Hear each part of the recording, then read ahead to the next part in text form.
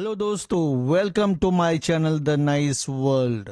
यहाँ पर मिलता है आपको टेक्निकल एनालिसिस से रिलेटेड एजुकेशन वीडियो। तो कल हमने कहा था निफ्टी में कि 25,035 का इम्पॉर्टेंट रेजिस्टेंस है और उसके नीचे मार्केट को जाना चाहिए, क्योंकि इस जगह में हमने डबल टॉप और बियरिश डाइवर्जेंस ये सब देखा था। लेकिन आज मार्केट नीचे नहीं बल्कि ऊपर गया। ऐसे कंडीशन में जो प्रीजुडिस्ड होके ट्रेड करते हैं, मान लीजिए आपने शॉर्ट किया होता और स्टॉप लॉस नहीं लगाया होता तो क्या होता। इसीलिए हमेशा लाइव मार्केट में डिसीजन लेना पड़ता है, और उसके लिए भी मैंने आपको बताया हुआ है स्ट्रेटेजी। पता नहीं कितने लोगों ने मेरे स्ट्रेटेजीज को ध्यान से देखा होगा।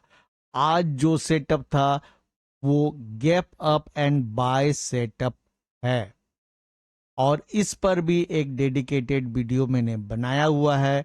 अगर आपने वो वीडियो नहीं देखा है तो देख लीजिएगा, मैं डिस्क्रिप्शन में लिंक दे दूंगा। तो आज इस ट्रैप से कैसे बच सकते थे। बहुत बार ऐसा होता है कि हम लोग प्री मार्केट जो एनालिसिस करते हैं उसमें खास करके स्मॉलर फ्रैक्टल्स में, छोटे समय में जब एनालिसिस करते हैं, कुछ मिस होता है। हमने बहुत दिन से डेली चार्ट का एनालिसिस नहीं किया है। वो कल उसका वीडियो मैं आपको बना के अपलोड कर दूंगा। हालांकि कल मैं बहुत बिजी रहूंगा, देखते हैं फिर भी। तो अभी मेन मुद्दा ये है कि इसमें कैसे आप आज ट्रैप से बच सकते थे और पैसे कमा सकते थे। हर चार्ट आपको सिग्नल देता है, बस आपके दिमाग में होना चाहिए वो चीज, ताकि आप सिग्नल को समझ सको। इसमें क्या हुआ, पहला कैंडल गैप अप ओपनिंग, और पहला कैंडल का ओपन देखिए, ओपन है 25,074, 25074। मतलब कि मैंने जो रेजिस्टेंस दिया था 25,035, उससे ऊपर खुला। इसमें आपको ध्यान क्या देना था, अगर उससे ऊपर खुला तो वो जो एनालिसिस था वो ऐसे ही आपका इनवैलिड हो गया। तो आपको फ्रेश चार्ट देखना होगा और मार्केट में कुछ और सोचना होगा।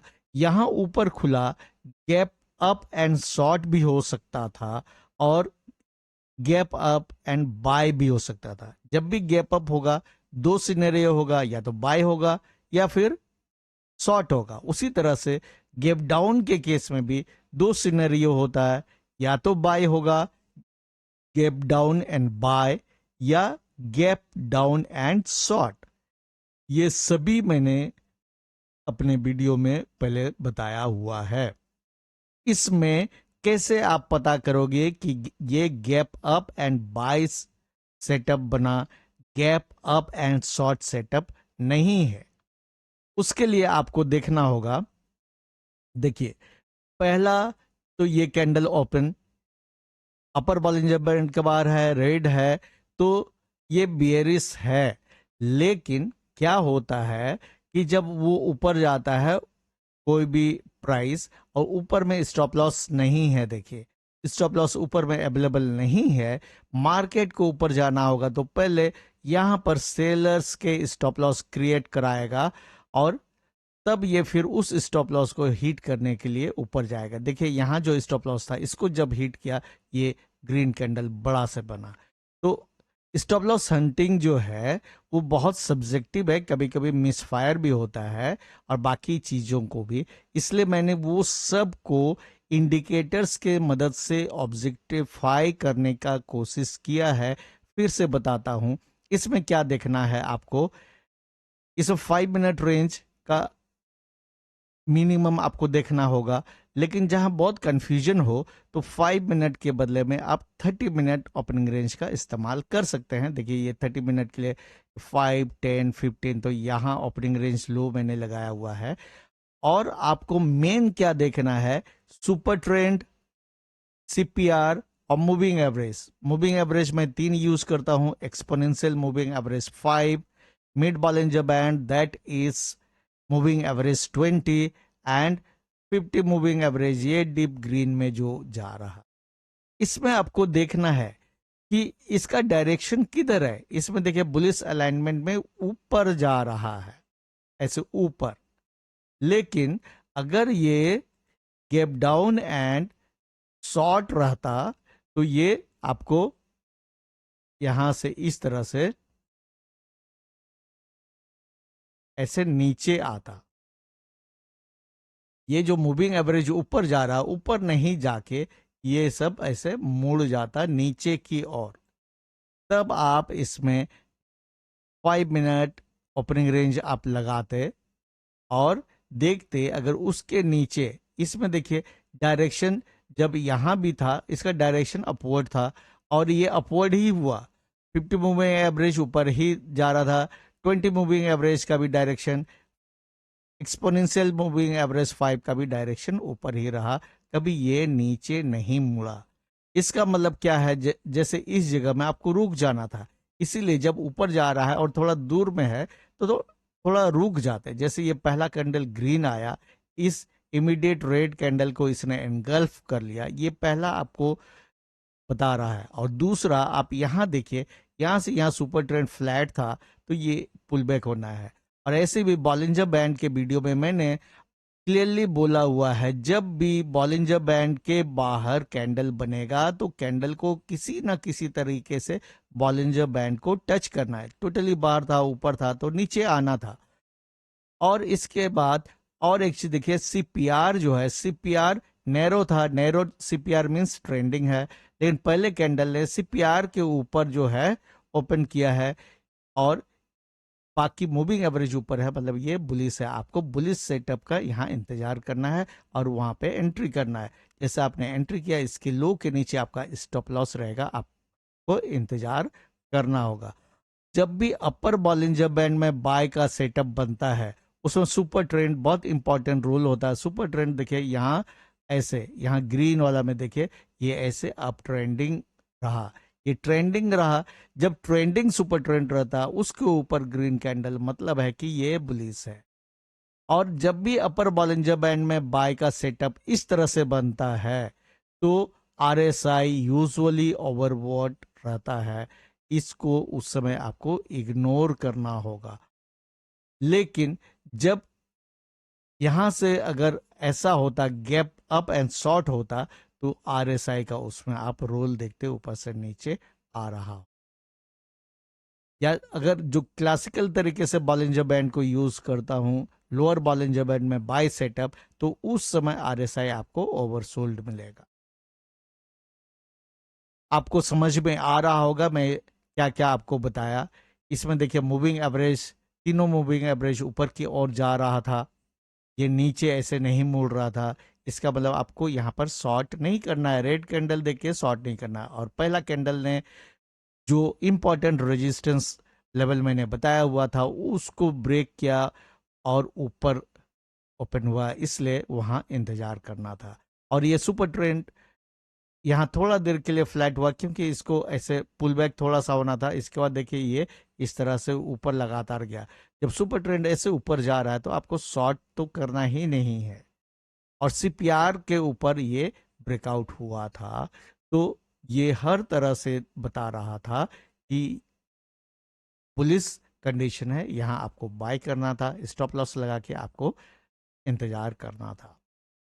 मान के चलते हैं कि आपको सेटअप समझ में आ गया है, तो यहाँ पे देखिए सेम वही इंडिकेटर सब लगाया हुआ है, 5 मिनट का ही चार्ट है, ये वैसे फॉलो किया। सीई अगर मान लीजिए आप सीई बाय करते हैं, ऑप्शन बायर के दृष्टिकोण से मैं बता रहा हूँ, ये सेम वैसे ही ऊपर गया। देखिए तीनों मूविंग एवरेज अप ट्रेंडिंग है और थोड़ा ये जो पुल बैक जितना देर हुआ उतना ही देर सुपर ट्रेंड फ्लैट रहा, लेकिन ये सब चीज़ इस नैरो सीपीआर के ऊपर हो रहा है। इसके बाद यहाँ देखिए एक हैमर बना, हैमर बनने के बाद फिर ग्रीन कैंडल कन्फर्मेशन आया, ये ऊपर गया।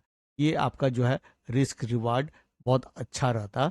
और ट्रिक ये है कि अगर हम लोग सेम कंडीशन में पीई के चार्ट को देखेंगे तो वो बहुत क्लियरली आपको बताएगा कि शॉर्ट नहीं करना है।